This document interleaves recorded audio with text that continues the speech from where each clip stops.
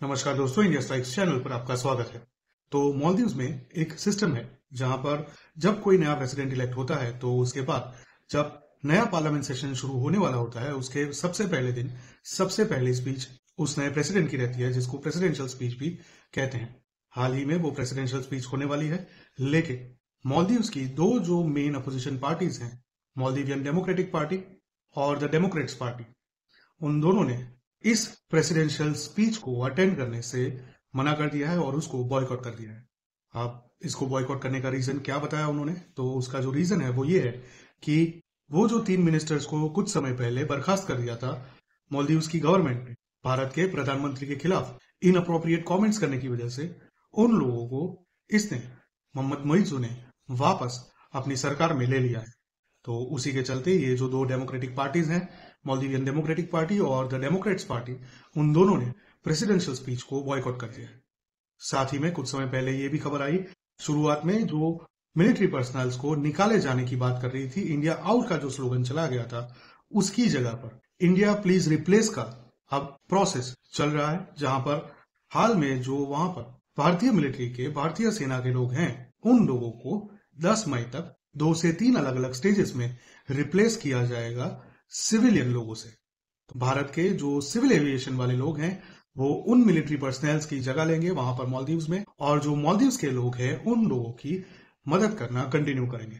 तो इस प्रकार से मोहम्मद मोइज़ू ने एक मंकी बैलेंसिंग करने की कोशिश करते हुए, वहां के लोगों को मूर्ख बनाते हुए इंडिया के लोगों को रिप्लेस करने की बात कही है, और ये उन लोगों का एक वर्केबल सोल्यूशन है जो भारत के साथ अग्री हुआ है।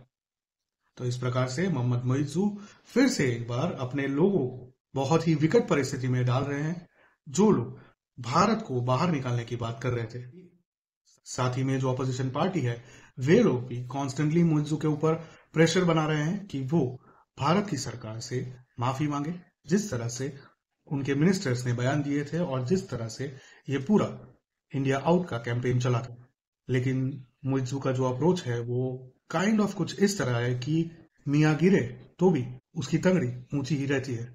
मोहम्मद मोइज़ू के इस अप्रोच के पीछे हम सभी को जैसे पता है कि जो मेन रीजन है वो है जिनपिंग द पू, यानी कि शी जिनपिंग, चाइना वाला, जो मोहम्मद मोइज़ू को बैक एंड से पैसे दे रहा है, सपोर्ट कर रहा है, ताकि चाइना वहां पर घुस सके, जो भारत के लिए एक बहुत ही स्ट्रेटेजिक लोकेशन है इंडियन ओशन में।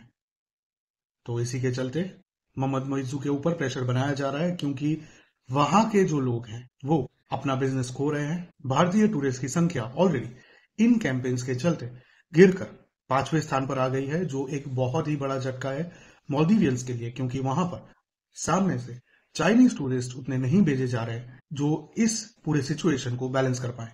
तो आने वाले दिनों में मालदीवियंस की सिचुएशन और भी खराब होने वाली है, जिस तरह से मोहम्मद मोइज़ू चाइना और तुर्की की ओर अपना हाथ आगे बढ़ा रहा है और भारत को अपने से दूर करते जा रहा है।